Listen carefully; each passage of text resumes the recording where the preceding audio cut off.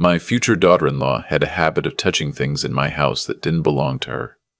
Not stealing, just touching. Running her fingertips along the edge of the walnut sideboard my wife and I bought in '78, lifting the silver candlesticks an inch off the mantel and setting them back down, tilting her head at the small hopper sketch I keep in the hallway like she was trying to read its weight in dollars. I noticed it the third time she came over for dinner. My son Caleb didn't notice anything. He looked at her the way men look at women who've made them feel chosen for the first time in their lives. And I understood that look because I'd worn it myself once, 41 years earlier, when his mother walked into a coffee shop in Burlington and decided I was worth her time. The difference was that his mother had loved him. This one, Renata, was measuring him. I'm 73 years old. I retired from the federal bench 11 years ago, and before that I spent 31 years on it. And before that I was a prosecutor in Vermont and then in New York. And before that, I was a kid from a paper mill town in New Hampshire whose father told him exactly twice in his life that he was proud of him. I tell you this not because it matters to the story, but because I want you to understand that I have spent my entire adult life watching people lie. Defendants, witnesses, lawyers, cops, senators twice. I know what a lie looks like when it sits down to dinner. Renata's lies were beautiful. She laughed at the right time, asked questions about my late wife with an expression that mimicked tenderness almost perfectly, complimented the lamb without overdoing it. She was 31, a hospital administrator at one of the big systems in Boston, and she carried herself the way people who've decided to be impressive carry themselves, every gesture a little too rehearsed, every silence a little too deliberate. Caleb was 34, a structural engineer, gentle to a fault, the kind of man who apologizes when other people bump into him on the subway. He brought her up to the house in Stowe for the first time on a Sunday in October. The leaves were past peak but still holding on in patches, that bronze look they get before the wind takes them. She walked through my front door, took one slow look around the living room, and I watched her eyes do the same thing. An appraiser's eyes do when they walk into an estate sale. Catalog, catalog, catalog. Skip, catalog. She caught me watching. Smiled. Said, "Caleb told me you have wonderful taste, but he didn't prepare me." I said thank you. I poured her a glass of the Oregon Pinot Caleb likes. I shook her hand a second time at the door when she left, and I told my son, after she was in the passenger seat and couldn't hear, that I was glad to have met her. He kissed me on the cheek the way he's done since he was 9 years old, and I closed the door and stood in the hallway for a long time, looking at the spot on the sideboard where her fingers had been. I called my old law clerk, Felicia, the next morning. She runs a small investigations firm in Manhattan now, mostly white-collar, some matrimonial. I gave her Renata's full name and date of birth and the name of the hospital system she claimed to work for. And I told her I wasn't in a hurry, but I wanted to be thorough. Felicia called me back 9 days later. Renata Volkov, 31, born in Tashkent, came to the U.S. with her mother at 14, naturalized at 20. The hospital administrator job was real. The salary was real. What was also real, and what Felicia took her time saying, was that Renata had been engaged twice before. The first time to a 46-year-old commercial real estate developer in Providence, who had broken it off after his accountant flagged that someone had been quietly opening lines of credit in his name. No charges filed. The man had paid Renata roughly $200,000 to walk away and sign an NDA. The second time to a 51-year-old cardiologist in Hartford. Same pattern. Different settlement. Different NDA. Caleb didn't have that kind of money. Caleb had a 401k, a condo in the South End he was still paying down, and a Subaru. What Caleb had was me. What Caleb had was the trust his mother and I had set up for him in 1992, and the house in Stowe and the brokerage account I'd been feeding for half a century, and the small but extremely valuable collection of mid-century American art my wife had assembled before her death. Pieces that, if you knew the market, you knew were worth more than the house itself. What Caleb had was the only son of a federal judge with no other heirs. I sat with that information for 2 days. I didn't tell him. I'm telling you that part because I know how it sounds. I know there are people who will say I should have gone straight to my son and laid it out and let him decide. But I have watched, in courtrooms and out of them, what happens when you tell a man in love that the woman he loves is a liar. He doesn't believe you. He believes her, and then he resents you, and the woman knows you've made your move, and she goes underground and gets cleverer, and by the time the truth surfaces on its own, you're not the father anymore. You're the enemy his wife warned him about. So I sat with it. I sat with it through Thanksgiving, when she came up to the house again and helped my sister-in-law in the kitchen and asked me, with what looked like real curiosity, about a 1962 D. Benkhorn study hanging above the dining room buffet. She knew exactly what it was. I could tell from the way her eyes flicked to the lower right corner where the signature was, and from the half-second pause before she pretended not to know. I sat with it through Christmas, when Caleb pulled me aside in my study after everyone else had gone to bed, and told me he was going to propose on New Year's Eve. He said, "I know you have reservations, Dad. I can feel it. You haven't said anything, but I can feel it." I looked at him.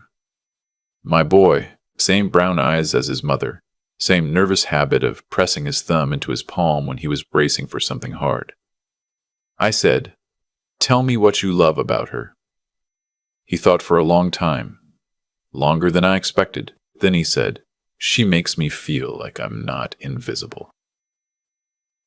And that, more than anything Felicia had told me, was what told me I was going to lose him if I tried to fight her head on. Because that's the kind of thing you say about someone who has identified your wound and pressed her thumb into it on purpose.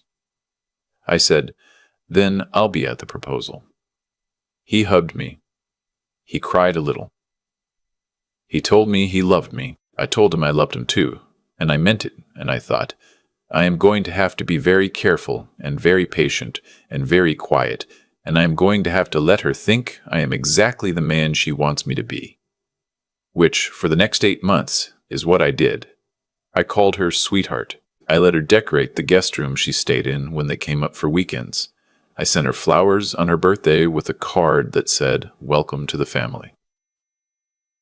I deferred to her on wedding planning. I wrote a check for the venue, a coastal estate in Newport that cost more than my first house, without blinking. I let her think I was a sentimental old widower whose only remaining purpose was to bankroll his son's happiness, and then die quietly in a house full of expensive paintings she would inherit through Caleb in due course. She relaxed around me. That's the part I want you to understand. She relaxed. She started leaving her phone on the kitchen counter when she went to the bathroom. She started talking about wedding details on speakerphone in my living room with a tone of voice she'd never used in front of me before. Clipped, businesslike, a little impatient. She started in small ways, treating me like furniture. That was what I wanted. Furniture sees everything. What I want to tell you next is the part I've thought about the most in the months since. Because I knew by April what she was doing. Felicia had pulled records. Renata had quietly inquired with 3 different elder law attorneys in Boston about the mechanics of guardianship proceedings for parents with early cognitive decline. She had reached out to a placement consultant for memory care facilities in Western Massachusetts. She had, and this is the part that made me put down the phone and walk outside and stand in my driveway in the rain for 10 minutes, opened a new email account using a variation of my name and use it to subscribe to 2 newsletters about Alzheimer's research, which is the kind of thing you do when you're building a paper trail to suggest someone has been worried about himself for a long time. She was planning to have me declared incompetent within 2 years of the wedding. Caleb, as my son and her husband, would be the obvious guardian. From there, the trust, the house, the art, the brokerage, all of it would root through him, and from him through their joint accounts, and eventually, after some appropriate interval, through whatever exit she had already planned for herself. I knew this in April. The wedding was set for the first Saturday in September. I did not tell Caleb. I did not tell my sister. I did not tell anyone except Felicia and one other person, an old friend from the bench named Hollis, retired now, who had spent the last 15 years of her career on the bankruptcy side, and who knew more about how money disappears than anyone I've ever met. I told Hollis everything, and asked her to help me design what came next. And she said, "Are you sure you don't want to just stop the wedding?" I said. If I stop the wedding, she walks. She finds another mark, and my son spends the next 5 years thinking I ruined his life. Hala said, You want her to ruin it herself. I said, I want him to see it, with his own eyes, in front of everyone, so that when he looks back 20 years from now, he doesn't remember it as something I did to him. He remembers it as something she did, and I was the one standing next to him when he saw it. Hollis was quiet for a while. Then she said, All right, let's build it. I'm going to skip over the technical parts of what we built, because the technical parts are not what this story is about. I will tell you only that it involved a financial consultant Renata had been quietly using, who turned out to be willing, under certain pressures applied by Felicia, to wear a wire. It involved the contract review I commissioned of the prenuptial agreement Renata had presented to Caleb in May, which she had written herself, and which contained 3 clauses that would have been laughed out of any courtroom in New England, but which Caleb, trusting her, had nearly signed without independent counsel. It involved my quietly retaining a forensic accountant to mirror every account I owned, in case she made a move before the wedding. It involved a conversation with a producer at a Boston television station whom I had known for 30 years, and who agreed, for reasons I won't go into, to have a single, discreet camera operator present at the reception under the cover of being part of the wedding videography team. What it mostly involved was waiting. The week of the wedding, she came up to the house alone on Wednesday. Caleb was in Boston finishing up her project. She wanted, she said, to spend some time with me before things got chaotic. I poured us each a glass of wine, and we sat on the back porch and watched the light go down on the mountains. She said, You've been so good to me. I want you to know I see it. I said, Of course.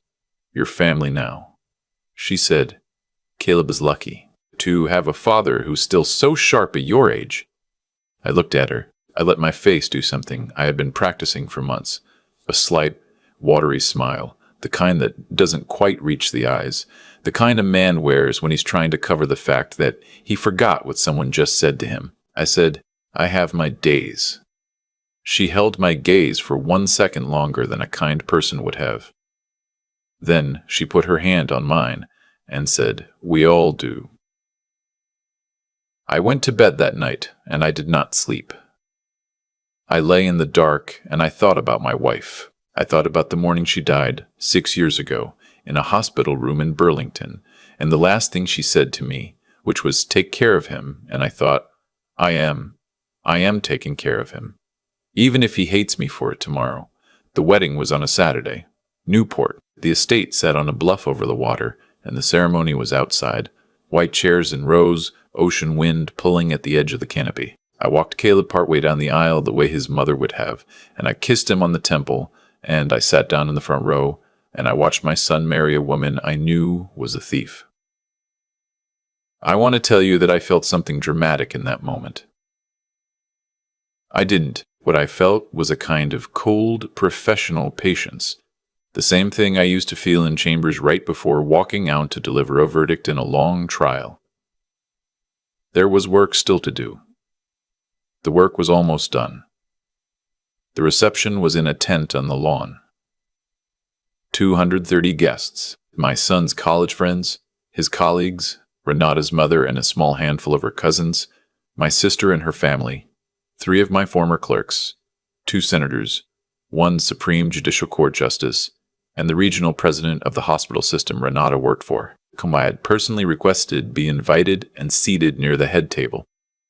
There was a string quartet, there was champagne, there was a 5-course menu. Renata had chosen everything. Toasts were after the entree. The best man went first. Renata's maid of honor, a coworker I'd never met, went second. Then the father of the bride toast, except there was no father of the bride.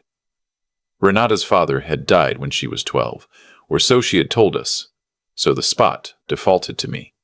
I stood up. I walked to the small stage where the quartet had been playing. I took the microphone from the band leader. I looked out at the room. I said, When my wife died, I made her a promise that I would take care of our son. I have tried for 6 years to keep that promise. Tonight, in front of all of you, I am keeping it again. The room was warm. People smiled the way people smile at the beginning of a long, sentimental toast. I said, "Caleb, I love you more than I have ever loved anything in this world. Your mother loved you the same way, and what I am about to do, I am doing because I love you, and because you deserve the truth, and because the people in this room deserve to know what kind of woman they have just watched you marry." The room changed temperature. I felt it more than I saw it. Renata, at the head table, set down her glass. I said, 2 years ago, a man in Providence paid the woman now sitting at the head of this table $204,000 to walk away from an engagement after she had quietly opened 7 lines of credit in his name. 18 months ago, a cardiologist in Hartford paid her $310,000 to do the same. There are non-disclosure agreements on file in both cases. I have copies of both. I have, additionally, recordings made within the last 6 weeks, with the cooperation of the financial consultant she has been working with since February, in which she discusses, by name and by dollar amount, her plan to have me declared mentally incompetent within 24 months of tonight, transfer my estate through my son into a joint account, and exit the marriage within 5 years with the settlement she has already drafted. Someone at table 11 dropped a fork. I heard it land. I said, "I have these recordings on a thumb drive in my jacket pocket. I have provided copies to the regional president of her employer, who is sitting at table 3, because the recordings also contain references to billing irregularities at her hospital that I am told constitute federal wire fraud. I am told the relevant U.S. STAC attorney's office was contacted on Thursday. I looked at my son. He was staring at me. His mouth was open a little. His thumb was pressed into his palm. I said, "Caleb, I am so sorry. I am so sorry, son. I tried to find a gentler way and I could not find one. I love you. I am so sorry." And then my son did something I will remember for the rest of my life. He stood up. He walked, slowly, around the head table. He passed Renata without looking at her. He came up onto the small stage.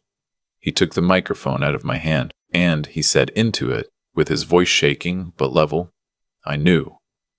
The room went absolutely still. He said, "Dad, I knew. I've known for 3 weeks. I found one of the agreements in her bag in May, and I didn't believe it, and I called your friend Felicia in July because you'd mentioned her once, and I didn't know who else to call, and Felicia told me everything, and she told me you were already handling it, and she told me to let you handle it, and she told me you needed me to look like I didn't know." I could not breathe. He said, "I'm sorry I didn't tell you I knew. I didn't want you to call it off. I wanted everyone to see her the way you saw her, the way I finally saw her." He turned to the room. He said, "I'd like you all to stay and finish your dinner. The bar is still open. The cake is paid for. My father and I are going home." He set the microphone down. He walked off the stage, and he held out his hand to me, and I took it, and we walked together past the head table where Renata was sitting very still with both hands flat on the white tablecloth. And we walked out of the tent, and we walked across the lawn in the September wind, and we got into the car, and neither of us said anything for the entire 2-hour drive back to Boston. When we pulled into the parking garage under his building, he turned the engine off, and he sat there for a long time. He said, "I kept thinking she was going to tell me. I kept giving her chances, even today, even walking down the aisle. I kept thinking, if she tells me right now, I'll forgive her, I'll figure it out. She didn't tell me." I said, "I know, son." He said, "How did you know?" "In October. You knew right away."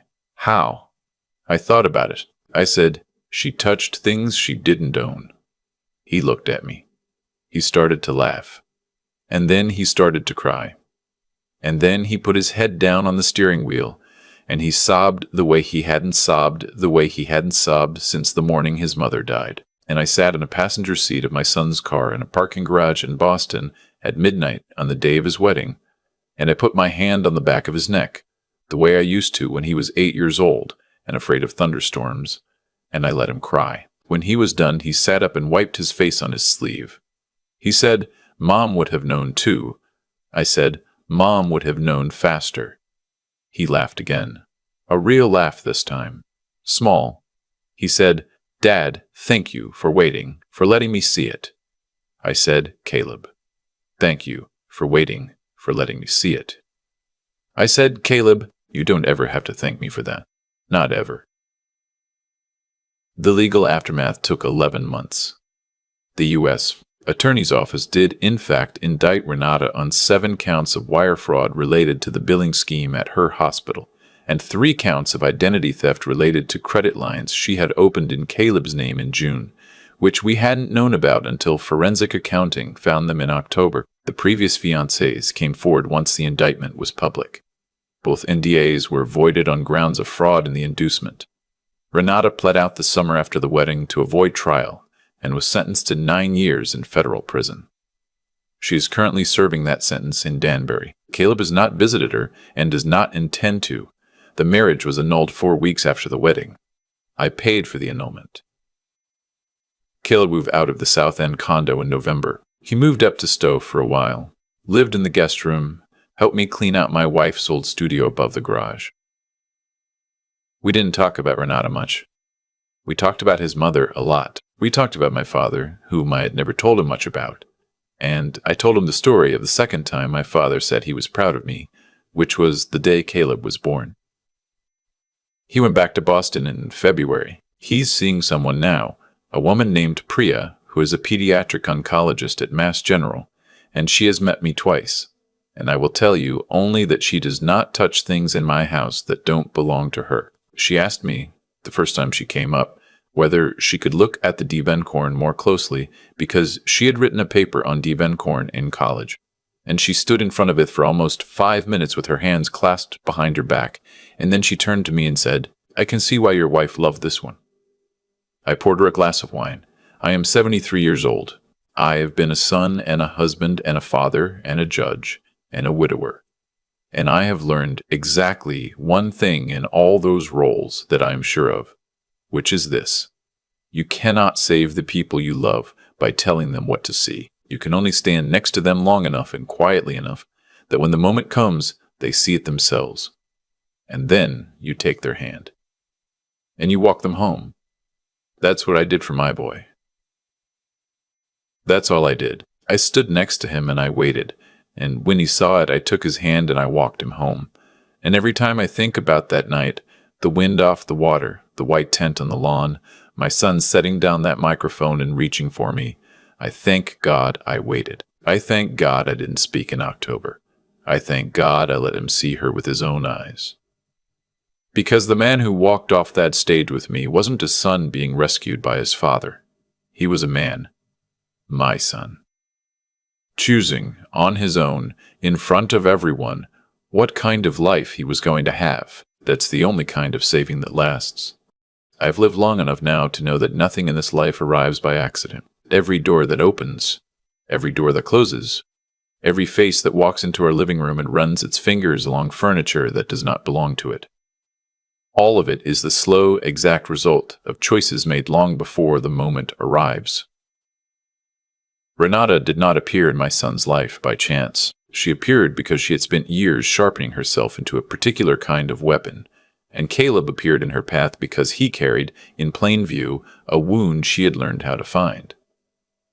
The cause was her hunger. The effect was the morning she walked into my house and started measuring the candlesticks. None of that was random. None of it ever is. What I want my son to carry from that night, and what I want anyone listening to carry from this story, is something I had to learn the slow way and pay full price for. Goodness alone does not protect the people we love. A kind heart by itself is a door without a lock. Caleb was kind. His kindness was not the problem. The problem was that kindness had not yet been joined to the harder thing, which is the willingness to look directly at what frightens you and not look away. That is what I would call wisdom. And wisdom is not something you are born with. You earn it. You earn it by being wrong and by being lied to, and by sitting at a dinner table watching someone you do not trust laugh at the right moments, and by choosing, even then, to keep your eyes open. The third thing, The thing that held me together through 11 months of waiting was something my own father, in his quiet New Hampshire way, called keeping your feet under you. He meant endurance. He meant the discipline to do the right thing slowly when doing it quickly would feel better. I wanted to confront Renata in October. I wanted to throw her out of my house in November. Every day of those 11 months, I wanted to. And every day I did not. Because I understood that my son needed to see her with his own eyes, not be told about her with mine. Patience like that is not glamorous. It is lonely. But it is the only kind of strength that actually saves anyone. Caleb is doing well now. He is whole. He chose his life back in front of 230 witnesses, and that choice belongs to him forever. No one can take it from him because no one gave it to him. He earned it the same way I earned the patience to stand next to him while he did. Cause and effect. The work you do quietly, for years, in the dark of your own conscience, is the only inheritance that matters in the end. Everything else can be taken. That cannot.